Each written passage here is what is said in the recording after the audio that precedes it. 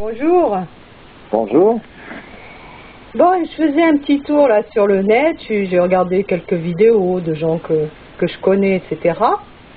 Et je suis tombée sur une vidéo où il y a la CRIRAD, donc cet organisme là qui s'occupe de tout ce qui lutte en fait contre la radioactivité, qui a lancé un appel là au gouvernement pour signaler la présence de radioactivité dans plusieurs produits de consommation courante.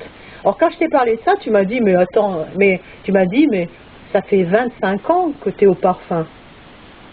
Oui, tout à fait.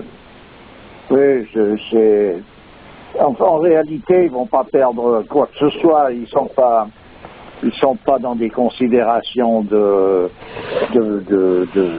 disons, d'être attentionnés sur la santé des citoyens. Ça n'a pas d'importance, tout ça.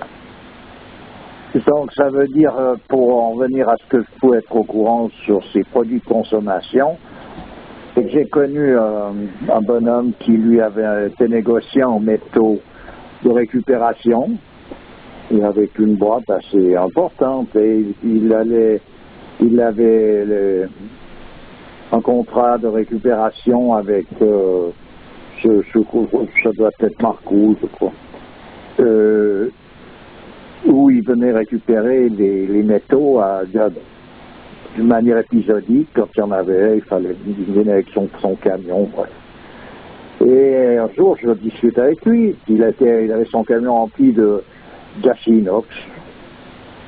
On parle de ça, et on en est venu, je ne sais plus comment, à parler de cette provenance de ces métaux qui viennent de Marcoux. Ah bon.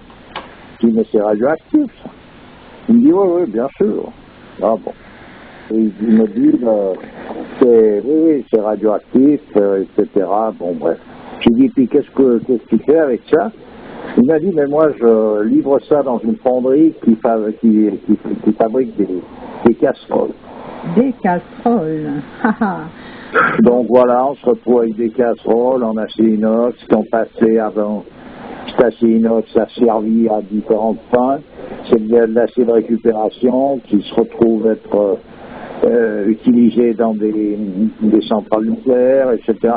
Il y a longtemps que c'est dans le coup. Ça, c'était il y a 25 ans, hein? Oui, à peu près, je ne sais plus les dates, mais c'est une vieille histoire. Voilà. La vieille rengaine. Donc, pas étonnant, toutes ces explosions de cancer. Quand je me suis intéressé à ça, c'était suite à Tchernobyl. D'accord. Alors, je me suis intéressé après à faire des différentes remontées, différentes enquêtes. Je téléphonais à CRIRAD, j'avais affaire souvent à un personnage là-bas avec lequel on échangeait deux, trois choses. Bref, c'était à ce moment-là. Mais le gars, lui, ça faisait un moment c'était la routine. D'accord. Mais tout d'un coup, les choses se mettent à jour. J'en ai connu un autre qui se promène avec une petite camionnette, genre, je crois que c'était un Express. Et il m'a dit, mais moi, je trimballe des produits qui sont fermés, qui sont... Si j'ai un accident et que le truc se libère, ou si on me vole la voiture, c'est un truc, c'est une catastrophe gigantesque. Carrément. Ils se promènent avec des produits d'enfer et il n'y a aucun souci, disons, de la part. Ils ne veulent pas mettre en place toutes les mesures de sécurité qui sont censées être obligatoires, ça leur coûterait trop cher. Donc comme c'est l'économie de partout, de manière à retirer les marrons du feu, c'est comme ça que ça marche. Ensuite de ça, on va retrouver par exemple dans des produits qui sont là, qui sont vraiment, disons, des produits qui ne peuvent pas nécessairement être recyclés, mais qui sont des produits dangereux. Il y a après des lois qui font que ces produits doivent être manipulés de telle manière, doivent être stockés de telle façon, etc. Il y a un personnage qui a pignon sur eux, qui lui prend le marché de ces produits. Il va toucher, mettons, 20 000 € pour s'occuper de tel ou tel produit qu'il va falloir qu'il neutralise les effets nocifs, etc. Il est préposé pour ça, il a pignon sur rue à cet égard. Qu'est-ce qu'il fait? Lui, il sous-traite. Il tombe sur un autre qui, lui dit, mais moi je fais ça, je te fais, mais je te fais pour... Il touche 20 000 euros, il dit, moi je te fais pour 10 000. Ok, il lui donne. Celui qui l'a pris pour 10 000, il sous-traite.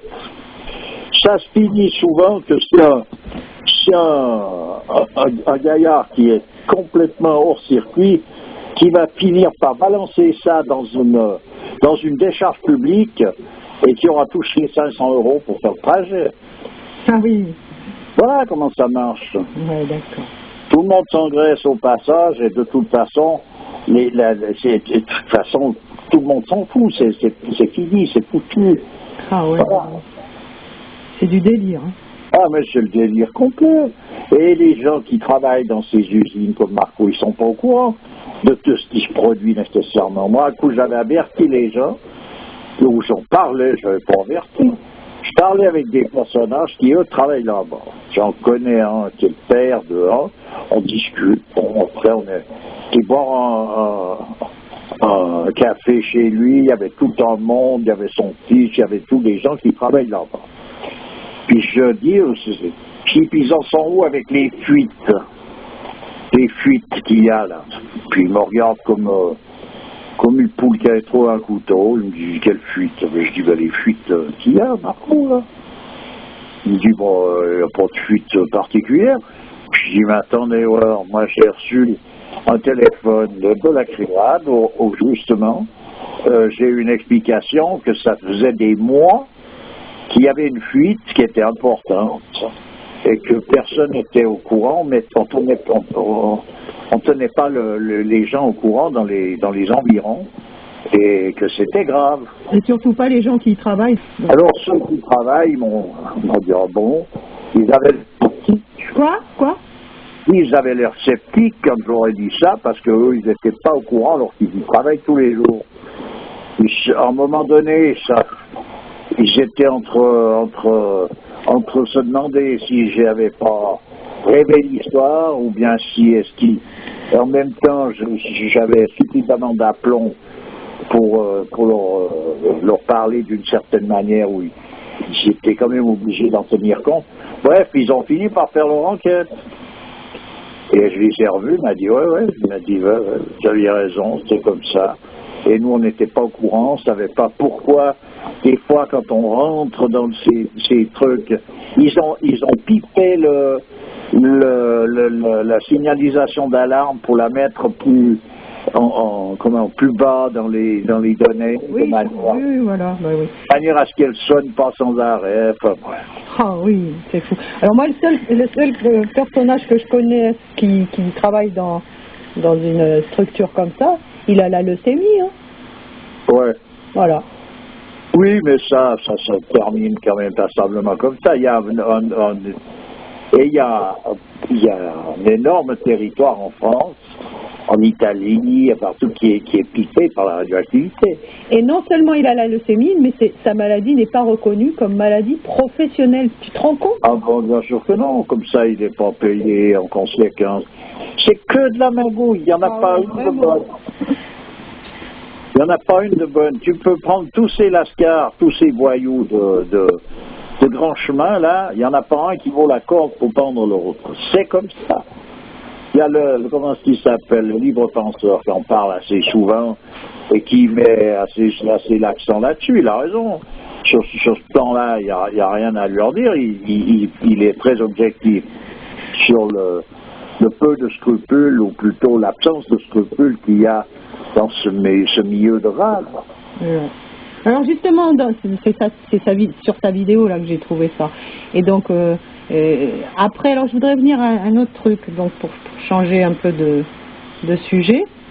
À un moment, il parle d'un mur qui a été construit que le gouvernement égyptien a construit à la frontière, donc entre la Palestine occupée et l'Égypte. Donc c'est un mur en métal de 30 mètres de profondeur et de haut, apparemment.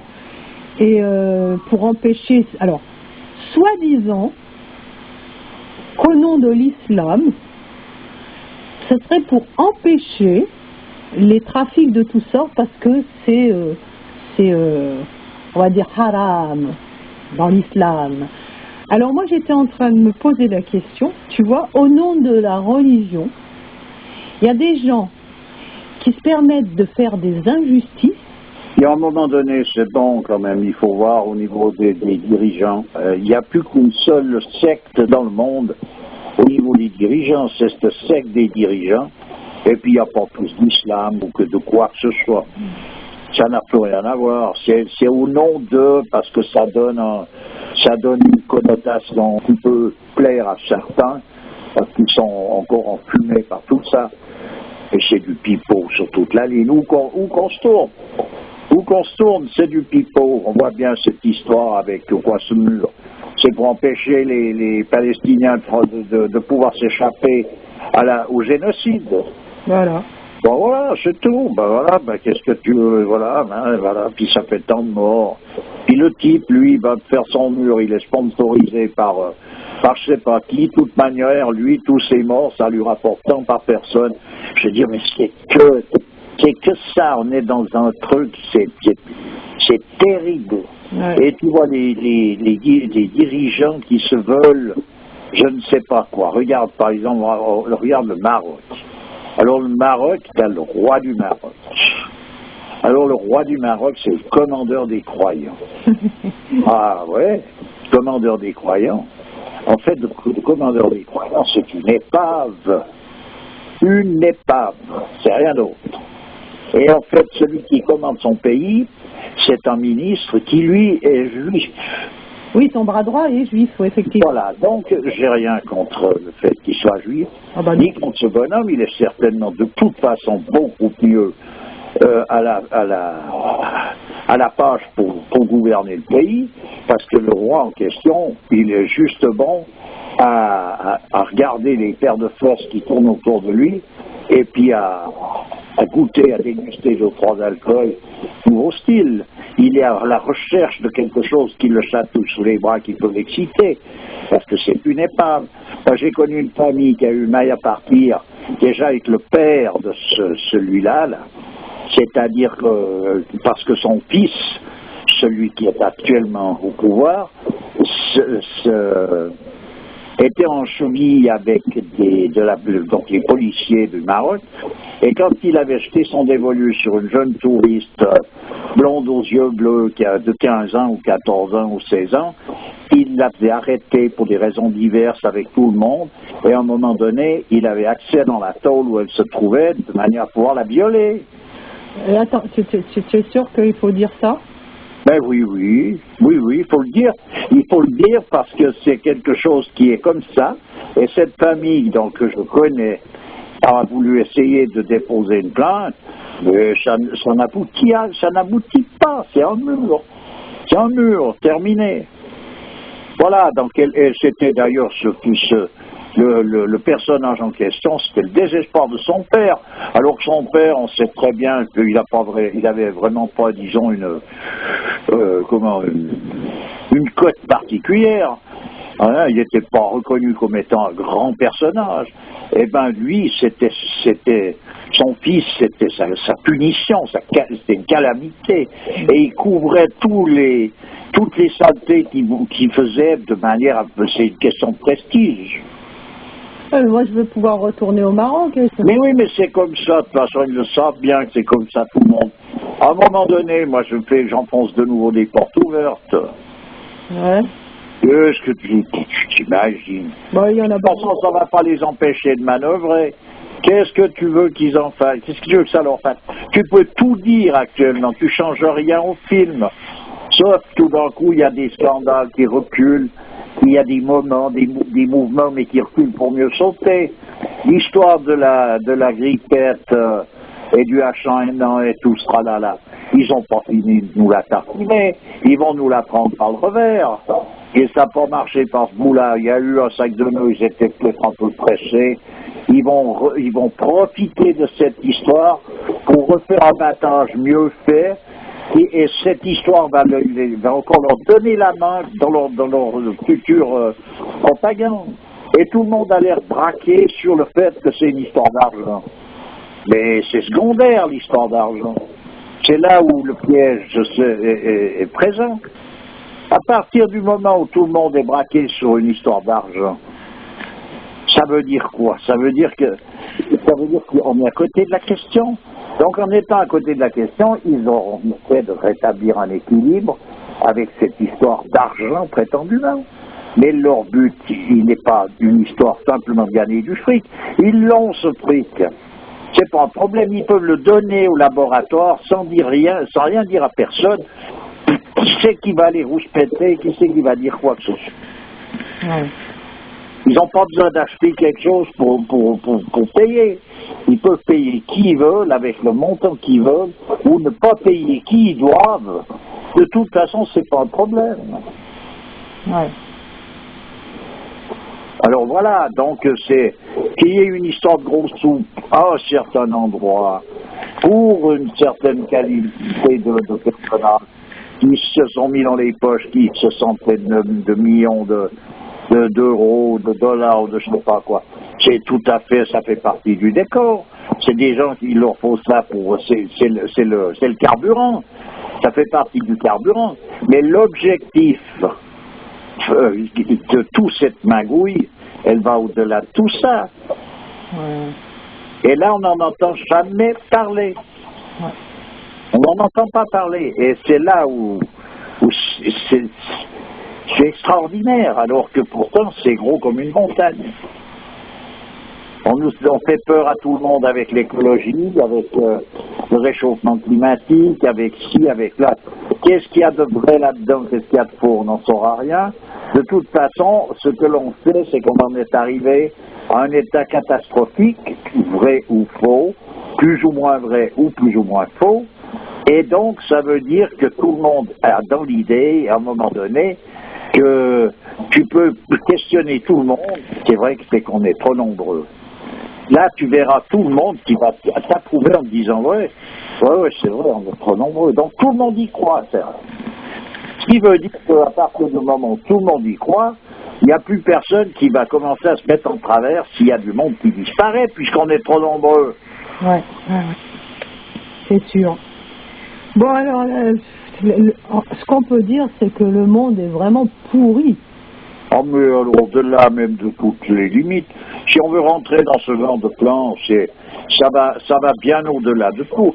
Et moi, j'avais déjà fait le tour de la question quand j'étais jeune, parce que je l'ai vécu, j'ai vu des imagouilles quand j'étais jeune. J'avais 20 ans, j'ai eu à avoir différents travaux, à avoir affaire à des personnages qui sont justement placés sur le plan politique, sur le plan franc-maçonnerie, sur le plan Rotary Club, sur tous ces... Enfin bref, tous ces personnages qui zonent dans ce genre de giron et qui font la pluie et le beau temps à un moment donné, dans une situation ou une autre. Ouais. J'ai baigné un peu aussi là-dedans pendant une série. La conclusion, c'est que le monde est pourri et que ça ne date pas d'aujourd'hui. Ah, ben oui, bien sûr. Ben voilà. Ben, je te remercie. À bientôt. À bientôt.